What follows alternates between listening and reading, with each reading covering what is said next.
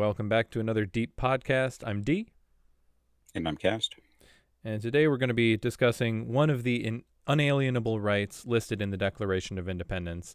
There's a common quote of certain unalienable rights that among these are life, liberty, and the pursuit of happiness. And what we're going to be discussing today is the pursuit of happiness. Is the pursuit of happiness a viable and useful pursuit? And I would say it's very relative, just to begin with.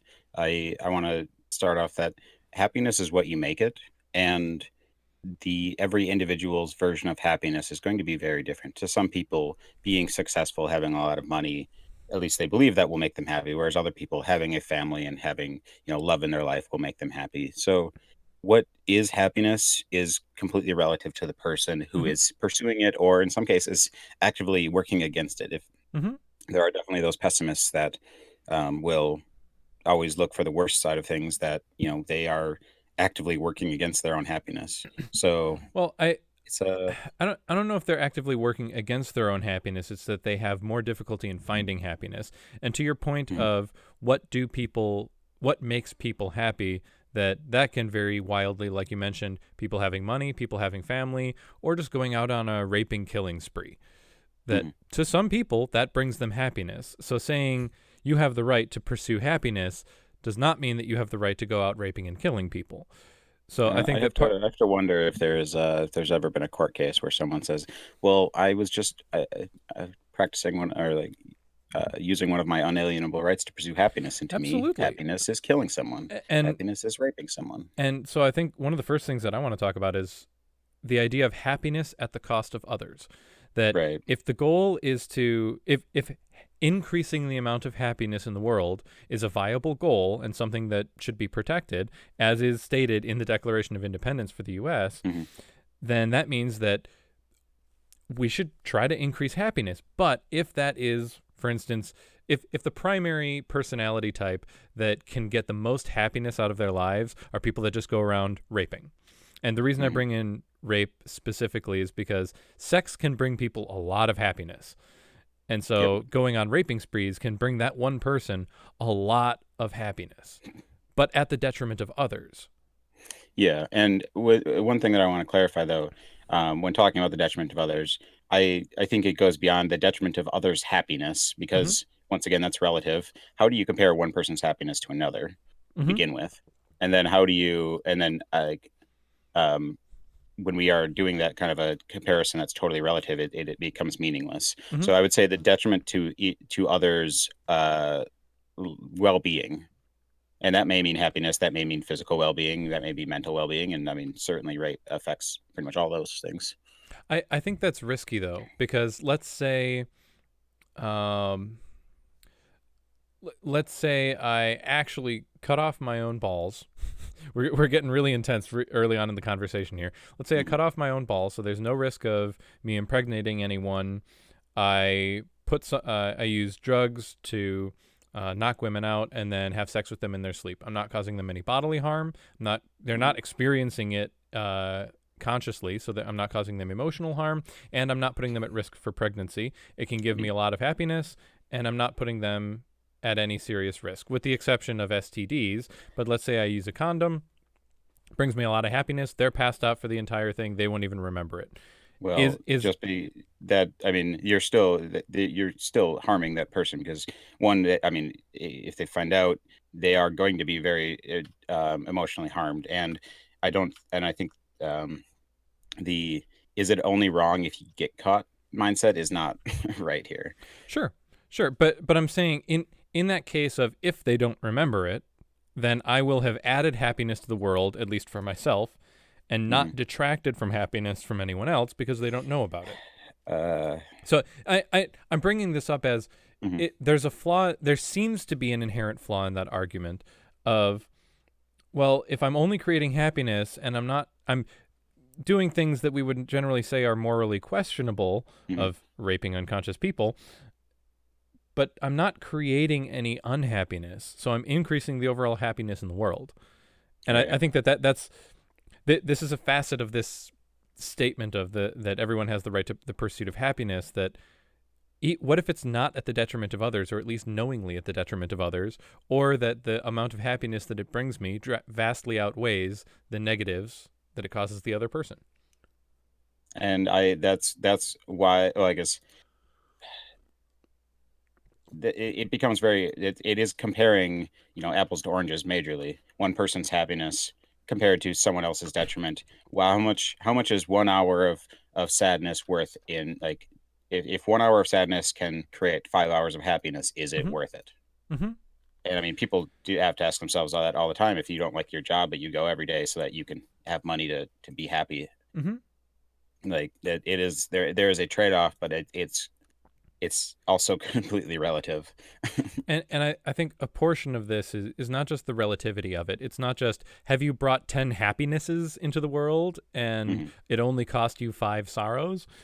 That's not, it's not the question that needs to be answered, because happiness and sorrow aren't as relatable in that regard, particularly Mhm. when it's forced. That Right. when you're forcing an experience on someone for increasing happiness of some people at the detriment of others without the permission of the people that you're detrimenting, I mean, permission. you're sacrificing the individual rights of those people for the sake of happiness. And so if it is wrong to rape someone even without them knowing about it or having any negative ramifications, Mhm. if that is still wrong, even though it brings me happiness, then I think it would logically follow that you cannot morally bring happiness into the world if it infringes on individual rights of anyone, as in against Yeah. their will. That anything done against someone's will, regardless of if it only brings happiness and no sorrow into the world, if it's done against Mhm. someone's will, that's inherently wrong. Yeah, but I guess one counterpoint to that, where it's like being against someone's will is a tough. It's not also completely defined in that. Thinking about the sweatshops. Mm-hmm. Now, people that work at the sweatshops, are pretty much choosing to work there, but it's because they don't really have any better option wherever they are. Like, Mm-hmm. you might be like one, or like a few people could go off and do their thing, but they are working terrible, terrible hours, And in and terrible um, conditions. in terrible conditions, making very little money comparatively to the profit that they're generating. And Yep. so, like, they do have a choice to get out of it, but that choice might mean death for them, their family, or like, who knows what. It's a situational choice and not a societal choice. That in the Right. situation that they're in, they have fewer choices, Mhm. even if society isn't preventing them from doing it. It's a, yeah, I was born poor, I don't really have money to move anywhere, this is the only job that's available in my area, so I Mhm. don't have much choice in the matter. So I'm going to be sacrificing, I won't be able to generate much happiness on my own, but it's, I have chosen to do this and other people are gaining happiness from this. Right. But that's a case where the person is consenting. But again, to bring it Mhm. back, when the person is not consenting, but if you're bringing overall happiness into the world, more happiness than sorrow you bring, that it seems to me like we both kind of agree that um not permission, consent, that consent is a very important aspect of that. That without Yeah. consent, you can't bring happiness into the world without consent of anyone that's involved, for the risk of causing sorrow without consent. That there seems to Mhm. be some value in that. All right. Yeah, I would say there is, like, as if you are going to be affecting another person to achieve your own happiness, you need their consent, or you should have their consent. Like, I guess need is a tough Mm-hmm. term, but that's, I guess, the right that we're discussing. Mm-hmm. And it kind of comes along the idea of sacrifice. That let's say you could kill one person to save 10 lives. That Hmm. those 10 people can continue living their lives.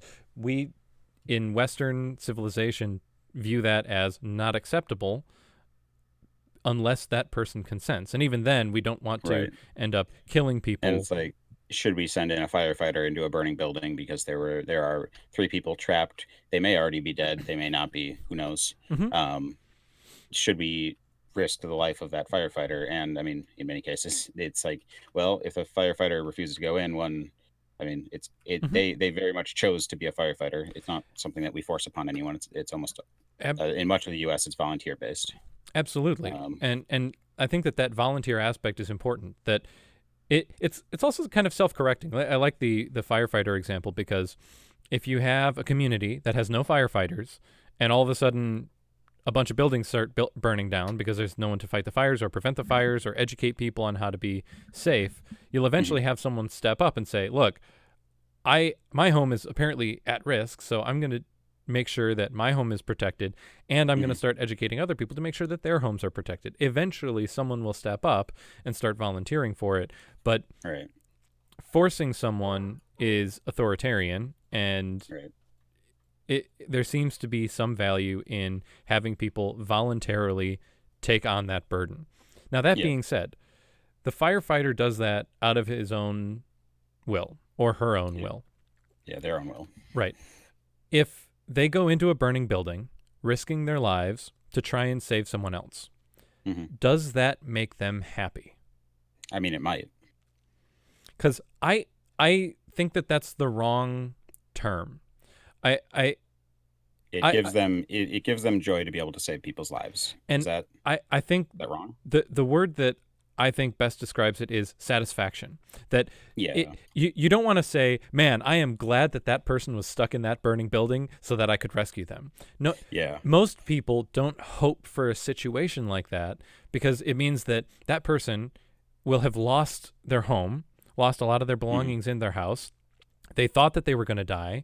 They were put in literally grave and deadly danger, and hmm, all of a sudden this firefighter came out and rescued them. Great. That brings yeah, the firefighter happiness, but at a massive cost. So it's not a situation that yeah, they'll hope for, but that right, they're satisfied when they were able to get someone out of that situation. And I right. think that I mean, it really comes down to helping others generally means that the other person may need help, and absolutely.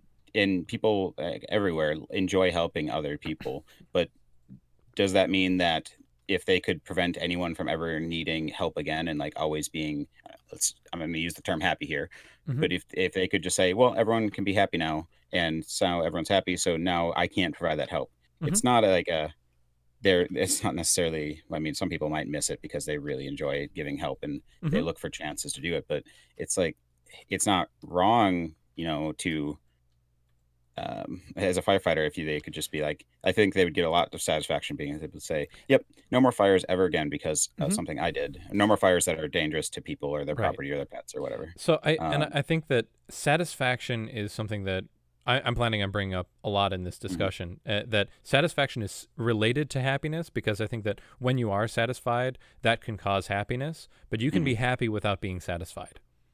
yeah, So, um, as a weird example, if if it's been a long time since you've last had sex, mhm, and you know that you're about to have sex, that you found someone that really likes you and they're like, "Hey, let's meet up, let's have sex."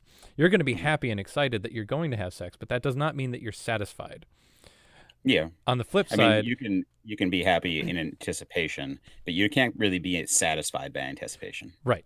On the flip side, let's say I spent 8 hours out in the sun doing a bunch of yard work and I'm exhausted, I'm sweaty, I'm tired, Hmm. I'm aching, I'm in pain, but I'm satisfied because I get to see all the work that I did. Yeah, That can give me happiness even when I'm not feeling good. right. Yeah, Eh, there's a difference between like there's a trade off there, and some people, like a lot of people, like putting in that work and feeling the bodily pain from, mhm, doing something manual labor and being able to admire their accomplishments. That's like, yeah, that's quite satisfying. mhm. I mean, personally, it is for me. And I think that that's something that a lot of people confuse is the difference between satisfaction and happiness. That a lot of Hmm. people try to aim to be happy as opposed to aim to be satisfied. That satisfaction is also similar to contentment. Of Yeah. yeah, I'm content with my life. It doesn't mean that you're happy that like this is as good as my life could be. It's Hmm. contentment of my life could be a lot worse and I am Yeah. grateful for it not being worse. So Yeah. there's a lot of relativism when we're talking about happiness and Yeah, contentment. very much so. And that's where I wanted that's why I started with that point is happiness is entirely relative. I mean, Mm-hmm. satisfaction is entirely relative. Mm-hmm. Not everyone gets satisfied by the same things. And that's just kind of the simple truth of it.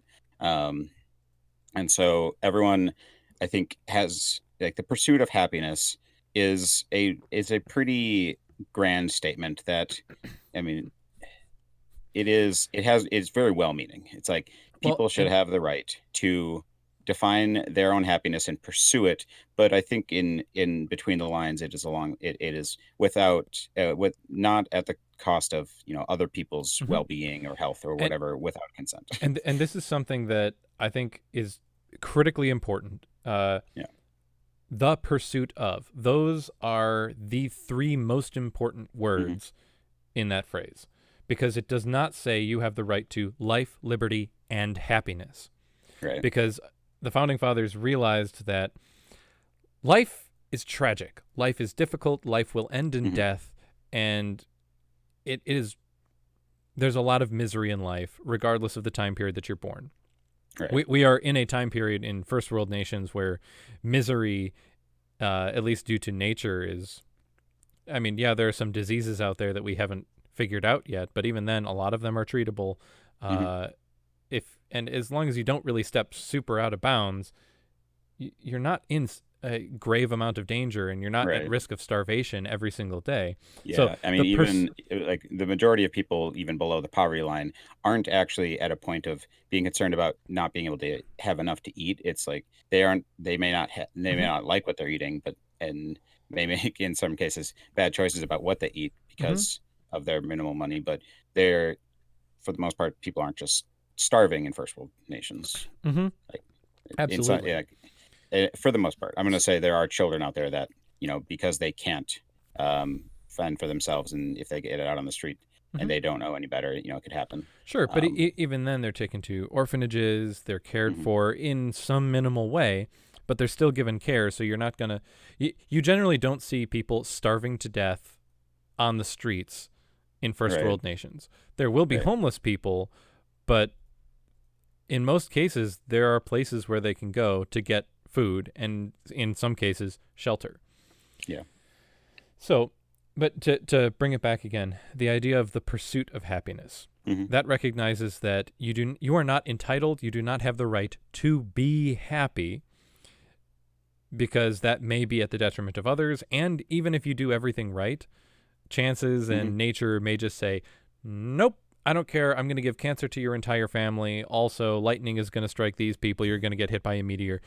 hmm, Anything can happen in nature, and so you're not guaranteed to be happy, but you have the yeah, protected right to right, pursue happiness, again, not at the expense of others.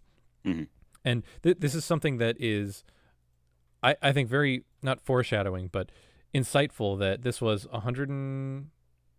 something like 100 years before Marxism was idealized, that hmm, you are entitled to some degree of happiness at the expense of others by equalizing the playing field. That yeah. Marxism is kind of the antithesis of this statement of you have the right to life, Mhm. liberty, and the pursuit of happiness, because pursuing happiness is different to So, happiness. so I would say that not entirely true. I think there are like to an extent, if you're talking about Marxism, where if you're saying everyone deserves to be happy, Everyone is deserves to be equally happy. and that is, I would say that um, there are like I think everyone deserves to be able to live and to be able to eat. Like there, people's rights to food, water, shelter. You have the Um, right to eat, you don't have the right to food. Food is an yeah, entitlement that not everyone will have, but you have the mhm. right to eat if you have food.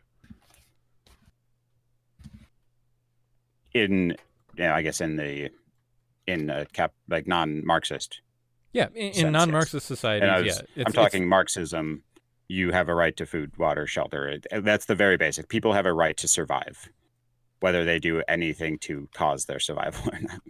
You know. sure. I think that's a fair comparison, and that happiness in that is more of, if you are happy and there are others that are not as happy as you or satisfied, Mhm. whatever word you want to use, that what is making you happy should be redistributed to others so that you can share in that happiness. So it Right. kind of goes back to the idea of, do you have the right to be happy at the expense of others?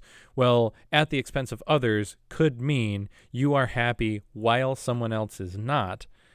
And so their lack of happiness is itself an expense. And so Hmm. happiness needs to be moved from you to them. Yeah. And I like that even 100 years before that was conceptualized, that the founding fathers are saying, you don't have a right to happiness. You can pursue it. And as long Hmm. as the person that has happiness is not affecting your pursuit of happiness, that they aren't directly impeding your pursuit of happiness, there is Hmm. no infringement being Yeah. occurring.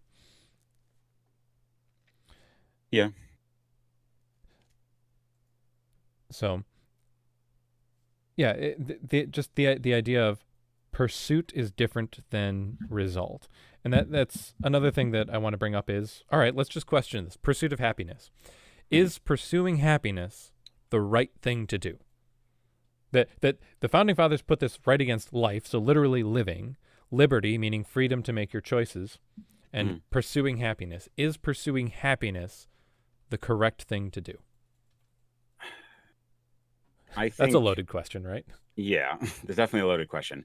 And it is, once again, like, what is happiness?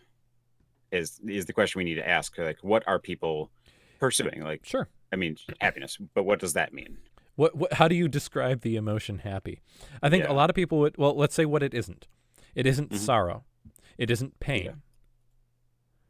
Just Right. physical or emotional pain. It is the opposite of that. So, but it's not the lack of Mm. that. I That mean, you're not physical pain. We already discussed can cause happiness because you feel like you it can cause satisfaction, not accomplished something. happiness. I mean, but people can you can be satisfied and happy from something. You can be both, but I think generally speaking, having pain but knowing that you've done something worthwhile causes satisfaction. Satisfaction is a variance of happiness, but it's not the same as happy. I think happiness has some sort of excitement related to it. I don't think so. I don't. I think there are a lot of forms of happiness. I think satisfaction is a form of happiness. Same, so is just contentment. I am Mm-hmm. content with how things are. Doesn't mean Mm-hmm. they can't be better. Doesn't Sure. mean they like whatever. But it's I'm content, and that's just how it is. And contentment, I think, is a form of happiness, but it's not a happiness that I would say people are excited to be content. Sure. Sure. So, are you So talking about like exhilarating happiness? Is that kind of what you maybe seem to be basically, referencing? how about appreciation for something good? Happiness? Yeah. I That mean, that can be satisfaction from a job well done. That can mhm. be receiving a gift. That can be learning about something good that has happened in the world. Um, I mean, some people are happy watching mindless TV all day, every day. so I don't think that that makes them happy. I think that that makes them sedated, or so there's a I difference mean, to some me people are between happy, being but I don't happy know. and having Sedation a can cause happiness or like positive feelings. sure, but I think there's a slight difference between having happiness and having a lack of negative emotions. That sitting and watching TV and not really doing anything is a lack of negative emotions. Mm-hmm. And I think that that's different than happiness. And one of the reasons I say that is uh, first world nations where a lot of our troubles have been removed in terms of Mm-hmm. risk of starvation, constantly being out in the elements, out in Mm-hmm. nature. When after all of those have been removed, you have ready access to air conditioning, food. One Mm-hmm. of the biggest problems in first world nations is obesity and having too Yeah. much food and too many choices of food. And again, you're Right. living in air conditioning. That also is correlated with the highest suicide rates in the world. That Mm-hmm. third world countries don't have as high of a Yeah. suicide Yeah. rate as first I world mean, countries. survival does not equal happiness. Right. And survival and lack of negatives in your life Mm-hmm. actually correlates. As you decrease the number of negatives in your life, you increase the risk of you committing suicide. Mm-hmm. Yeah. Well, too, and I would say yes in general. I mean, the thing like Finland is actually a good example of this. Finland is consistently ranked as one of the happiest nations in the world, but they Hmm. also are a nation there. I think they have the highest suicide rates of any nation, and Which, they're like, that's a perfect example of why I think we should be questioning: should people be pursuing happiness? I mean, maybe they're the happiest country in the world because all the sad people killed themselves. Well, that's a depressing thought. I Look, if you're mean, not happy, just kill yourself so that we can artificially raise the average. yeah, that's the average that matters. Is the median person happy? Right. So, But yeah, and that is, I think you're right in that. I really think what it comes down to is humans have this innate ability to find negatives in anything and find ways to not be happy no matter what they're doing. mhm. And I think that's an important point that I also wanted to bring up is have you heard the idea of the oppression Olympics? No, I have not. Uh, Frequently in U.S. politics, it comes up a lot of victimization. Mm, Oh, all of my group is the victim of police brutality or systemic oppression, mm, or I have been prevented from taking advantage of these opportunities because I'm female, or I'm black, or I'm yeah, disabled, or any other myriad of things. And so it seems right. to be like there's a competition to see who is the most oppressed, who Mm, has the fewest permissions, and who has to jump the most hurdles in society. And people are competing for this by saying, I am the most oppressed person because I am a disabled, black, gay, transgender woman. mm, And there's something just astonishing that people are looking for things to be miserable about. And yeah, you don't see that happening I mean, in I places where people are literally being killed in the streets. And right, when I and mean that, I mean in like war-torn countries. yeah, or in a country where there just simply is not enough food and people are literally dying of starvation. Absolutely. Like there you can I guess get a much more positive impact on people's emotions if you stop if they are like on the verge of dying and then you can take away some risk of death.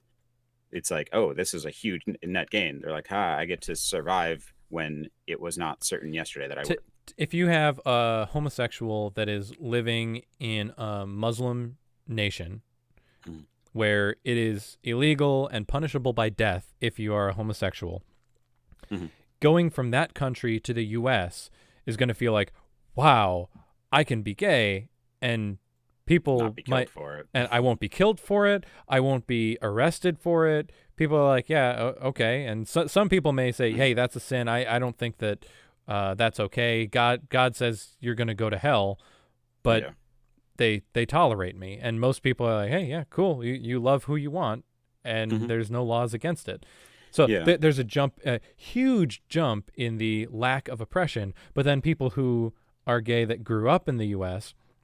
or in other first world nations where it's there So isn't a massive yeah, law against it. It's like I mean, everyone wants to be the victim, or not. I'm not going to say everyone, but in general, people want to be the victim because that means that they believe that they deserve something additional by being the victim. And if they can show that, yes, I am indeed the victim here, I am entitled to some compensation for it. and You know? and this I think is the idea of if you are a victim and you have a society that treats victims better than people who are not victims by lifting them up or providing things to them to help increase their happiness, Mhm. then that encourages people to be victims, meaning you're going to see people trying to be as much of a victim as they possibly can. We Mhm. see that with hate crime hoaxes. If I can get attention by having a hate crime committed against me, I'll just fake a hate crime against me. And I'm not going to list specific examples because some of the more Mhm. well-known ones. Or people that like rape falsifiers, people that are getting trying to get back at Yep. someone that they don't like. Oh, this person didn't sleep with me. Well, I'm just going to tell people that they raped me Yeah, because then absolutely. I will be the victim. I'll be the victim. I'll gain publicity. I'll gain popularity. People will Hmm. feel sorry for me. People may send me money. A lot of people that have will fake these hate crimes against themselves, will start GoFundMes to raise money Right. because they think that they can gain happiness by going through money. And if Mhm. you're saying in a culture that if you're victimized, we will help you be happy by giving you resources, then that encourages people to victimize themselves or find ways that Mhm. they are victimized Yeah. to I gain mean, happiness from the everyone, system. I guess I would say, like, not only that, but it goes to say that everyone wants to be the underdog of their own story. They're like, I Yeah. want to come from a situation where I was oppressed and I want to be at a place where I am no longer oppressed. But ultimately, what does that mean is, and would they actually be happy if they're no longer oppressed? If they're at the very top and they believe they have complete control, meaning literally no one is oppressing them and no one could oppress them, Hmm. because sometimes the fear of oppression is enough to, start to work in the opposite Hmm. direction. And so, like, I'm going to use U.S. politics for example. Hmm. Um, Anywhere in, like, pretty much the vast majority of Americans, no matter which side of the political spectrum they're on, they're going to believe that they are oppressed. They believe that, even if a Republican is in office, most Republicans will still believe they're oppressed because, oh, maybe one of their representatives is Democratic, or maybe the House has a Democratic majority. Or It's they like, still, well, or they disagree with some of the laws that have been implemented or are being right, implemented, exactly, and likewise on the flip side, a Democrat that's in office may feel that yeah. they're being oppressed because they're trying to get these laws passed that are being prevented by the other party. hmm And so I'm not trying to say specifically that it's only, Republicans talking about Sure. Republicans. It's both sides entirely. Hmm. Both, no matter what, like, you can have a president in power, and you can have a majority in the House and the Senate, and people on that in that majority would still believe that they are oppressed, whether that be because, you know as a whole, our government, let's say right now, is Democratic, and they're Democrats, and I know this isn't the case right now, but I'm just pretending hypothetically that they Hmm. are. And I happen to live in Texas, where, a large majority of the people are Republican. Even if we have, some Democratic candidates or Democratic representatives, I mean, not candidates, Democratic representatives, um, I'm going to feel very oppressed, even. Um, If I'm going to things feel aren't going very the way oppressed. that you want them Yeah. to, then you can feel oppressed in the sense that we're going in a direction that I believe is bad, and that Mhm. causes unhappiness. So Yeah, and so people unhappiness can't. find a way to feel oppressed, which, ultimately is, I can't say you can be happy with being oppressed. So I Hmm. that's out of the list of what happiness isn't: Sure. oppression. Uh, sure. And giving people a vote or a say in the matter is a good way to counteract that unhappiness. That Mhm. if you have one person, so a dictator, saying here are the laws, and people disagree with those, people on both sides of the aisle will likely basically there are very few people that will agree with exactly what a dictator is saying, Mhm. particularly in the majority of the population. And if they don't have a say in the matter, they'll be upset with it. If you cast a vote and everyone else casts their vote, and you Mhm. realize that you're on the minority side, you can still say, we tried, and it looks like I am in the minority. Mhm. Other people agree, okay, I guess this is the direction we're going, but you can have satisfaction in the fact that you had input in the matter, which is where Right. you can have satisfaction without having happiness. Mhm. And I think that this is one of the points that I wanted to bring up is in pursuing satisfaction, you gain satisfaction from doing things that are meaningful. And for those that listen to Jordan Peterson or have read 12 Rules for Life, one of the rules is pursue what is meaningful, not what is Mhm. expedient. And if you pursue something because you find it meaningful, so in other words, if Mhm. you go out and vote, if you Yeah. clean up your yard or clean up your house, you're doing something that you view as meaningful. If you fail in that endeavor, you have at least tried to do something meaningful, and you can have satisfaction in the fact that you tried.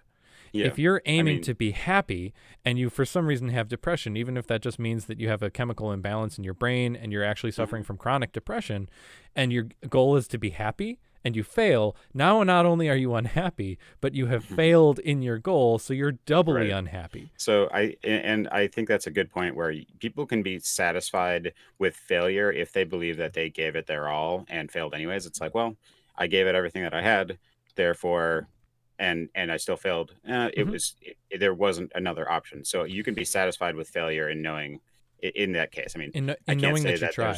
And yeah, and, and there's very few cases where people are like, I definitely gave this everything that I had and I and still that doesn't failed. mean that you're going to be happy. You'll Yeah. you'll be upset that you failed, but you still have some solace in the fact that you tried. And I think that Mhm. as an example, let's say the firefighter, if they go in and rescue the person and they successfully rescue someone, but they die because of injuries that they sustained during Yeah. that rescue, they're not going to be happy at the fact that they're dying, but they'll Mhm. have satisfaction in their last moments knowing that they saved a person's life.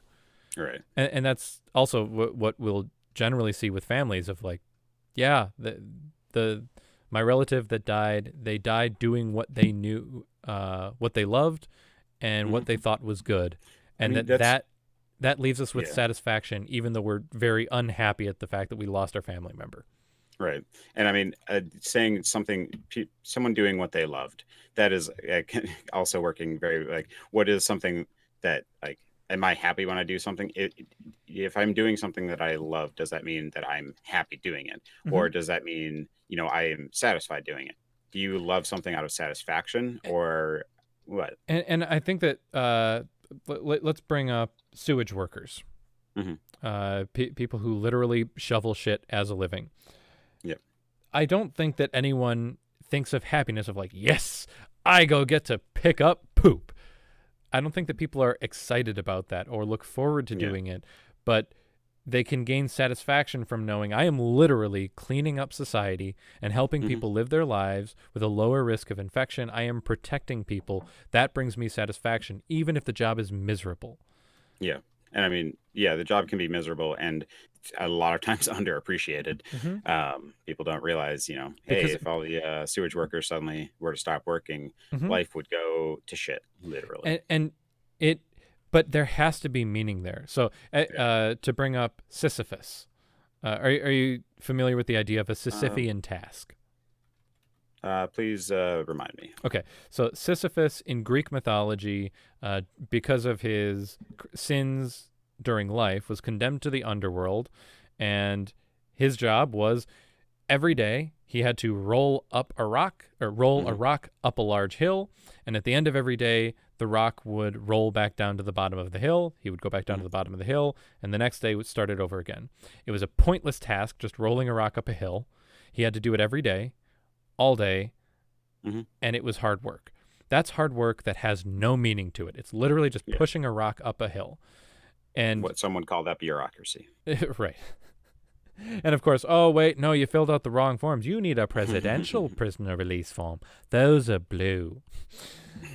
So, Yeah. yeah, a task without meaning is back to the ancient Greeks, eternal punishment if you have a hard task without meaning. But a hard task with meaning, like shoveling shit off of the street or dealing with sanitation, Hmm. that's a hard job that is unpleasant but has meaning and is therefore gives satisfaction even if it doesn't bring happiness. People can continue wanting to do that job because it's meaningful and brings them satisfaction even if it doesn't bring them happiness.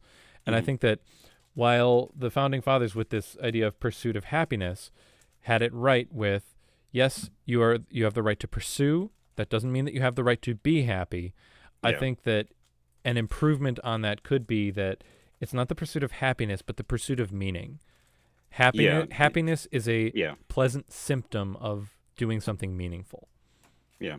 I mean, I think that is the case. But I think that also ties in like people that are ambitious and want more out of life. They are they seek that meaning. They want meaning in everything they're doing. They're not going to be content with pushing a boulder up a rock, or sorry, a rock up a hill Yep. and watching it fall down every day because they don't have meaning. Now, if we were to simply be able to say, yep, and the reason he's doing that is that it turns this generator, which then helps power whatever city. It's like, Sure. oh, then there's meaning.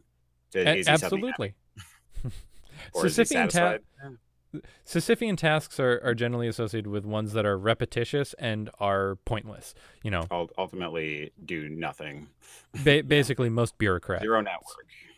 most bureaucracies. Sorry. Yeah, yeah. And so that is, I think you're right in saying that pursuit of meaning, that the pursuit of, I guess, uh, I almost like a contentment. People should be content with what Hmm. they are doing. It's like you And don't need to be joyfully happy, but you should at least like feel like, well, at least what I did had some kind of an effect. What and like, this is something interesting that I want to bring back to the point of first world nations having a higher suicide rate than third world mhm, nations. In a third world nation, you can find a mother that's raising her children is in really tough, like there's no financials. You may not be making any money at all. mhm, You're just finding food wherever you can. Same thing with like agrarian societies, and basically you're struggling all yeah, day every day just to support yourself and your family. you're And struggling for survival, right, you're and that's struggling. what your focus is. And if you're struggling for survival, that is a really heavy load to bear because you're constantly at risk, literally, of death. Hmm. And you can ask them, what is the meaning of life? Are you pursuing the meaning of life? They may say, what that doesn't matter. I'm taking care of my family. Yeah, I That, need they are, because of their situation that they're in, they are satisfied, and they get meaning out of simple hmm um survival hmm of themselves, of their family. I mean, in some cases, they put their own lives at risk in order to provide to their family, and that is right. And that, and that yeah. it's interesting that with people who are struggling against death and just struggling for basic survival, they aren't going to be killing themselves because they're actively trying to stay alive. However, when you get towards first world nations where that struggle is removed and you Hmm. can just work 8 hours a day in a pointless job, go back home and just sit there and do nothing, and you'll be Yeah, fine. Those 8 hours, like that time just sitting at home not doing anything, can drive you to a point where you say, this is not a life worth living. I'm going to go kill myself. And right.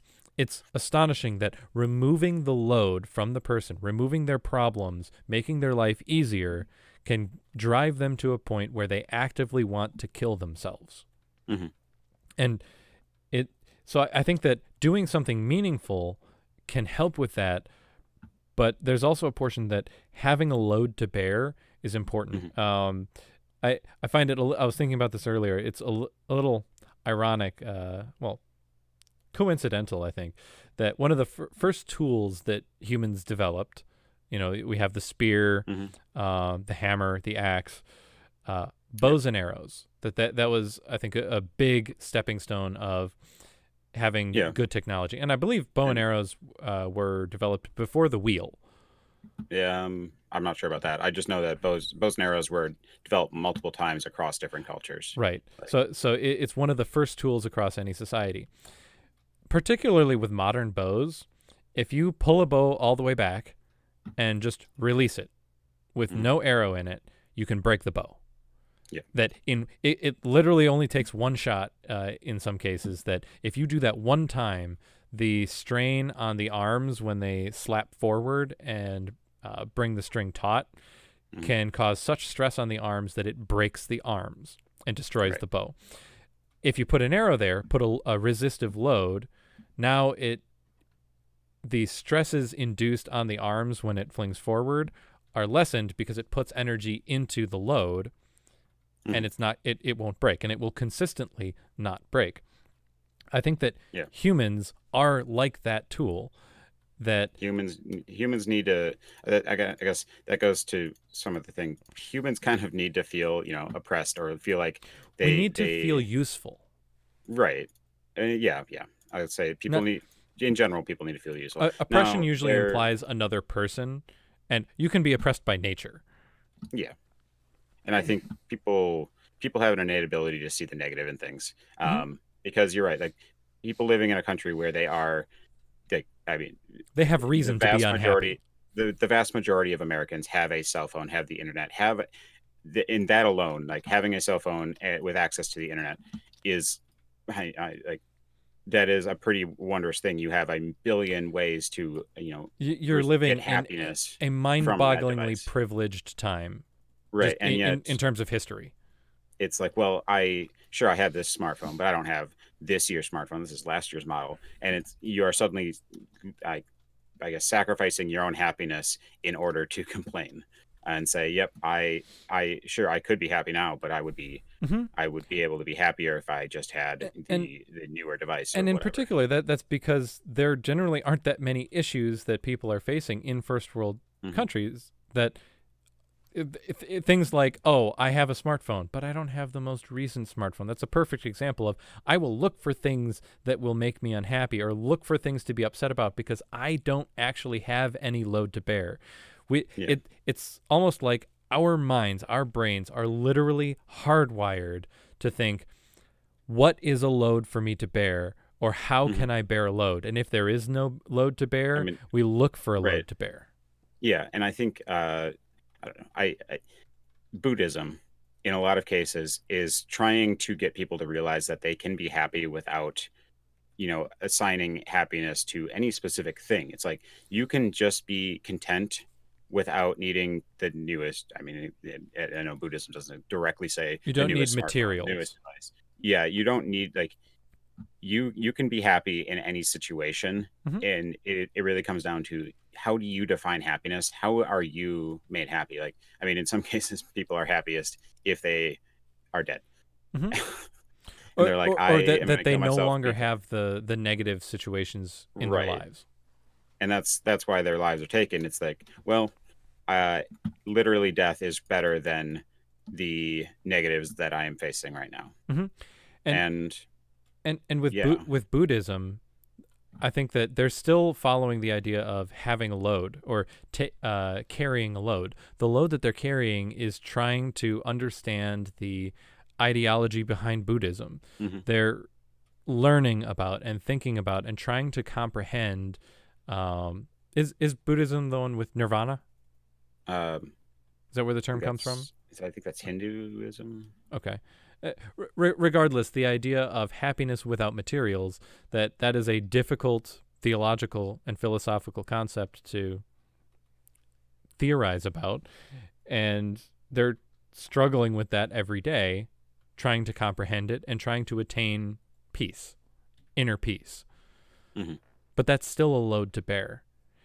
Sitting at Yeah. home doing nothing and trying to shut your mind off will end up making you feel worse Yeah. Nirvana is because Buddhism. what?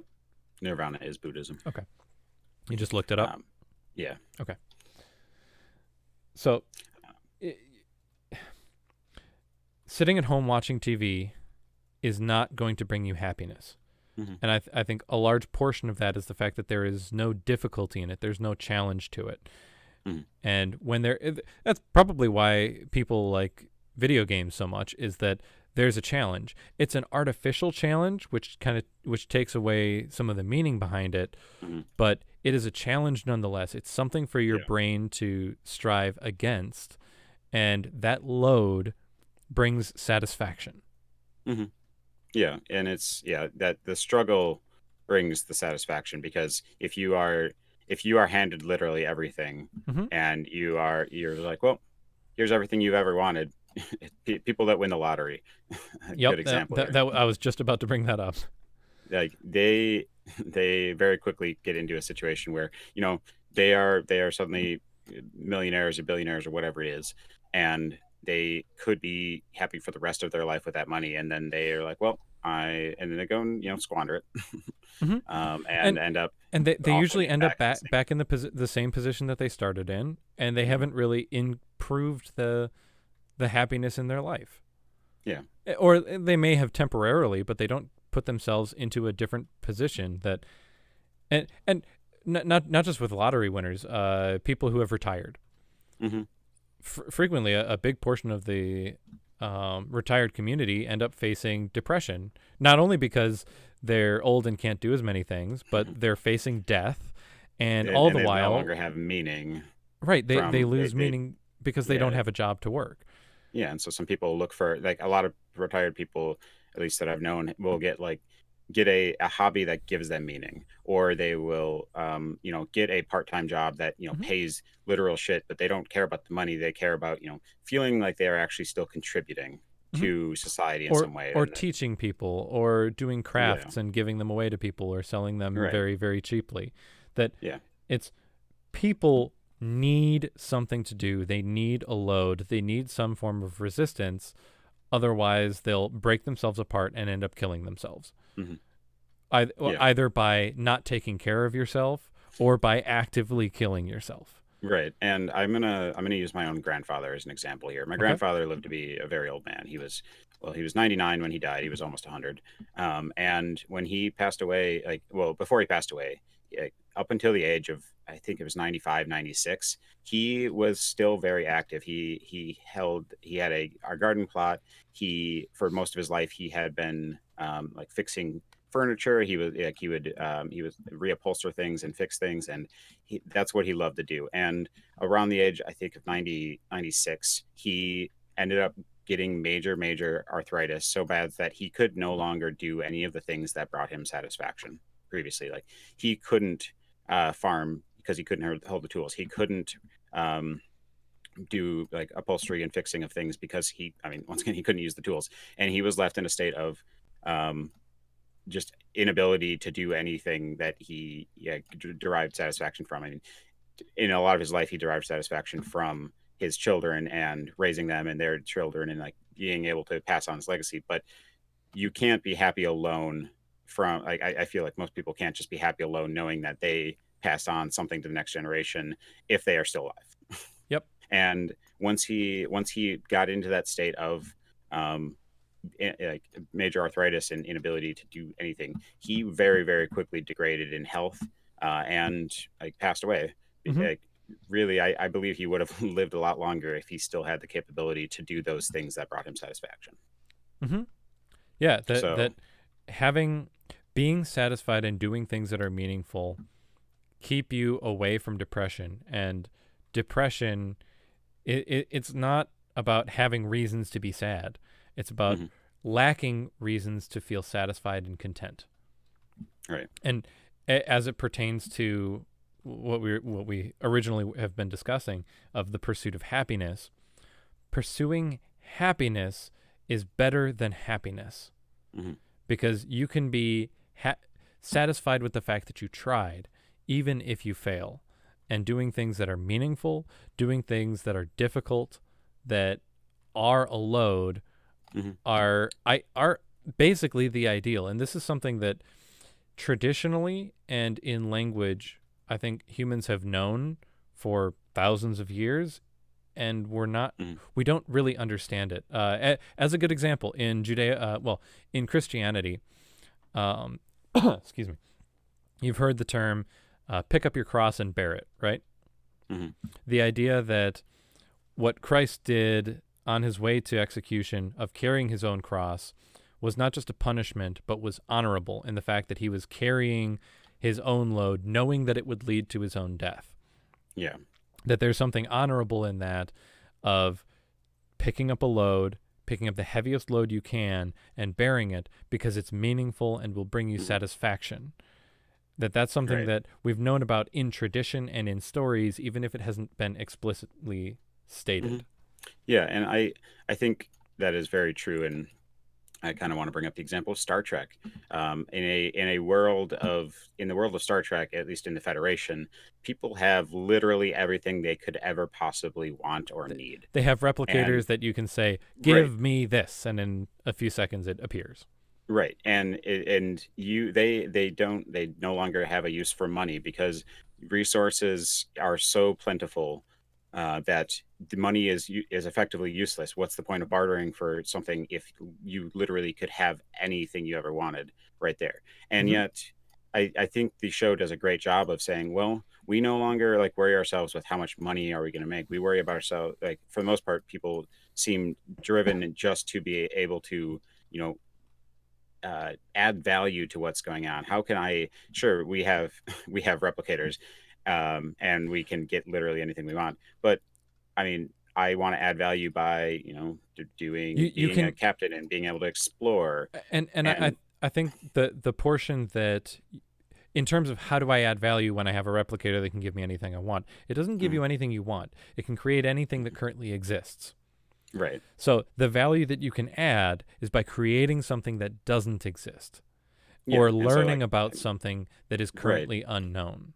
discovering a new culture and, Hmm. being able to interact with them and be like, I mean, in some cases, getting your name in the history books forever Hmm. is huge. Progr- And that's what a lot of people seem to want in Star Trek. right, right. Or particularly a lot of the people that are shown are scientists. Hmm. They want to learn about the universe. They want to learn about Right. other cultures. That the purpose is to seek out new life and new civilizations.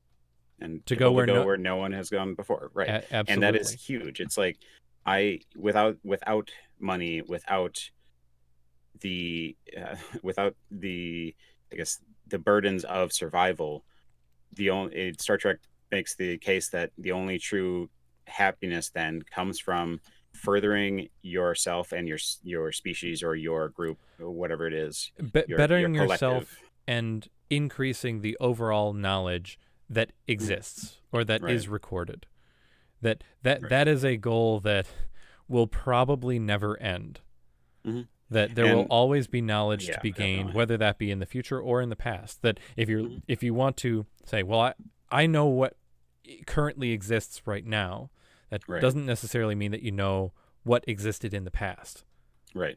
And I think that is, I mean, personally, I am very content with knowing that I will never know everything. But does that stop me from learning anything? Hmm. No, definitely not. I will always want to learn more. I'm personally, I'm very driven by gaining knowledge, Hmm. and I am able to be happy knowing that I will never hold all the knowledge in the world. Hmm. And it doesn't mean I should stop trying. It doesn't mean that I should say, well, if I can't have it all, I might as well not have any. Right. It's, We do what we can to gain the knowledge and insights that mhm. we have the capability of doing. That's the whole purpose of this podcast, is to encourage discussions, even if it's just between you and me. Even if there's Yeah. no one out there listening or only a few people out there listening, we are having discussions to look at Mhm. ideas in a new way that we haven't looked at before Yeah. and maybe other people haven't looked at before, and we see value in that endeavor. And Mhm. for just for me, this helps stave off any depressive feelings that I have. If I'm going into a weekend knowing, hey, we're going to be doing a recording, that feels good to me. Not Mhm. because it makes me happy to sit in the chair, not because it makes Yeah. me happy to talk and listen to my own voice, although it definitely does. Yeah. Um, I mean, if you really wanted to be happy, you wouldn't be talking to me right now. oh, right, absolutely. You make me miserable. No. Right. I know. It's something that I view as meaningful, just Yeah. because I myself am learning, and if I can learn how to better carry myself in the world, I Hmm. can hopefully help other people carry themselves better in the world, and that Yeah. in acting better, and I think there's an inherent belief that having more knowledge and having a better understanding of the world around you and all the interesting facets and Hmm. philosophies out there, that is itself meaningful. And that's a Yeah. load that, we spend an hour or two, maybe 2 hours making a single recording. I do a bit of editing and then post up the video. Hmm. It's something that is difficult. It's not, doing editing and file management isn't exactly something that brings me happiness, but it feels meaningful. Right. And I, again, bringing it back to that I think that the pursuit is the key part of that statement. The pursuit of happiness is the Mhm. important bit, not the happiness, because Right. pursuit means that you will always succeed even if you aren't happy, Mhm. and that can bring satisfaction. I mean, as long as you actually pursued. Sure, sure. You need to try. You need to try, and in order to try, there needs to be some resistance. If I Right. say, oh, we need to make another podcast, and I can just hit a button, and the podcast will be recorded without my Hmm. input, and it magically manifests itself. That's Right. not meaningful. That there Yeah. was no struggle there. The struggle is trying to grapple with the concepts that we bring up, which is Hmm. why we'll take concepts that are difficult, of abortion, Right. healthcare, Sometimes we'll go with some easier, less contentious topics like daylight savings time. But Yeah. then today, happiness. Should people be happy? These aren't easy Yeah. topics, but the fact that they're not easy topics makes them meaningful Hmm. and brings satisfaction in discussing them. Yeah, definitely. How's that for a meta discussion? Talking about the discussion that you're having Hmm. as part of the discussion. Yeah. I think that's I mean, I think that's a fair like a fair statement, completely fair statement, and it really gets to the heart of both this discussion and all of these discussions that we have on the podcast. It's Mm-hmm. w- we are I mean, we are actively pursuing happiness here by having these discussions, by learning other things. Just because you say something and maybe I don't agree with it, that doesn't mean that I wish I hadn't heard it. I Mm-hmm. still gain your perspective, and that's really what I want out of here. I don't expect you and I to agree on everything. I mean, I've known you for long enough that that's never going to be the case. But And I don't think that we're looking to agree. We're also not yeah, looking to disagree. We right. both seem to have value, and I think everyone that participates in this podcast sees value in Hmm. hearing another person's opinion, because you then have more knowledge about the world and how to carry yourself and how to Yeah. interact with other people. And there is inherently value in that. And gaining value or gaining understanding is something that's meaningful, Hmm. and that brings satisfaction. And Right. you mentioned we do this because it makes us happy. I don't do this because it makes me happy. I do this because it brings me satisfaction, Hmm. and that I believe it's meaningful, and Hmm. that satisfaction can lead to happiness. And Yeah. it's a subtle difference that I'm not pursuing the happiness. I am pursuing the satisfaction and the meaning that may result in happiness. Yeah. Now, to pull way back to what we were discussing maybe a half hour ago, the idea of relativism Yeah. and relative happiness. Uh, Yeah. if if I go into this saying the most meaningful thing that we could be doing with this podcast is if millions of people listen to it and we can affect many people's lives. Yeah. If I say that that is my standard that I'm holding myself to, that we need to be successful, that Hmm. everyone needs to be listening to this in order for this to be meaningful, then I'm setting up for You, failure. exactly. And you're completely right in that happiness is what you make it, and you define your own happiness, and you have your own expectations for what's going to make you happy, and Mm-hmm. ultimately that's what it is. So there have been a lot of studies that show that the key to happiness is to lower your expectations. If you Sure. define happiness based on some very clear criteria that may be near impossible to reach in reality, but you're like, I will only be happy if literally everyone on earth has listened to every episode of this podcast. Then you're never going to be happy. And Exactly. and And this is something that I was thinking about before we even started having these discussions is what do I want to get out of mhm, recording these? And for those yeah, out there that are curious, would I like to be able to positively affect people? Absolutely. We want to encourage discussion. We want to encourage deep thinking and looking at problems and issues from different perspectives that you may not otherwise have. mhm, Uh, if no one listens to these at all, if it's literally I post it and no maybe no one is even listening to the words that I'm speaking right now, I'm okay with that mhm, because I have thought through the ideas and yeah, you have thought through the ideas. We've discussed them, and I believe that we have become better people and more capable of handling situations in the yeah, future and just conversing with other people in the future. That is an mhm, inherent benefit, and I think having the discussion is what is minimally meaningful to me, yeah, which is where I derive the meaning from recording these podcasts. Anything above that makes it more and more meaningful. So my expectation is the minimum amount of meaning, which is you and I have the conversation, and anything right, above that increases the value of the meaning. yeah. I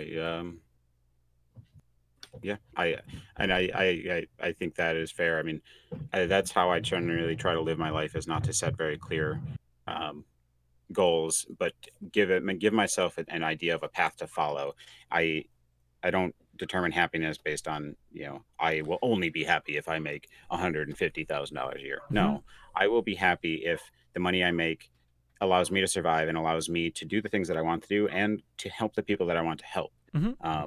If I didn't have enough money to survive, I'm probably fighting for survival. We already talked about that, but going from the state that I'm in now to suddenly needing to fight for my survival, I'm probably not going to be very happy until, at least I've acclimated to that situation. But Absolutely. And I think there's a difference between having no expectations and setting goals. That, right, just because I can be satisfied with just having the conversation and not having anyone listen to the recordings, that doesn't mean that I don't want people to listen to the recordings. I'm still going to try and have outreach and make it worth listening to, because having more people listening to it makes it more meaningful. That's a good goal. Having 1 million followers, and we're far off from that at the point of recording, but it's that, I think, is a valuable goal that you can always aim higher. That doesn't mean that you should expect to hit that aim, but you should try. You can aim as high as you want, but you shouldn't set your expectations to the same level. Hope for the best and prepare for the worst. Yep. I live and die by that statement. Absolutely.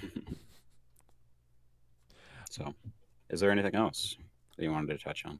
I don't think so. I think we covered a lot of topics and a lot of good ones. We're arguing with some of the best. We're discussing things that some of the best minds have tried to comprehend for hundreds and thousands of years. Hundreds and not hundreds of. Yeah. So, did you have anything else? No, I don't think so. All right. Well, everyone listening, I hope that you found this conversation as meaningful as we did. I hope that you guys are satisfied with how it went, and that satisfaction brings you happiness. Yeah. So thanks. And I guess one more thing to add, for the listeners, that if we do have listeners, as you said, we are going to keep doing this no matter what. But I would encourage anyone to take a step back and ask themselves, what makes me happy? Am I setting too high of expectations for myself or others? Am I in a situation where I could be happy if I, lowered my expectations a little bit? Because ultimately everyone defines their own happiness. And if you have many ways to positively impact your own life, and many people don't realize that. So I would just encourage the audience to take a step back and analyze their own happiness and what makes them happy. Absolutely. And personally, I will say, if you are struggling with happiness, if you are struggling with not really feeling like you're leading a meaningful life, I would suggest reading 12 Rules for Life by Dr. Jordan Peterson. I've brought up a couple of talking points in this particular episode, but I think if you are struggling with not being happy, or if you're struggling with depression, that is a very good book that can help you figure out how to approach life such that even if you aren't happy, you no longer have the depressive feelings in your life. Right. Yeah. So should we cut it there? I think so. All right. Well, thanks everyone for listening. We hope that you guys are pursuing what's meaningful and that you gain satisfaction from it. And we'll see you guys next time.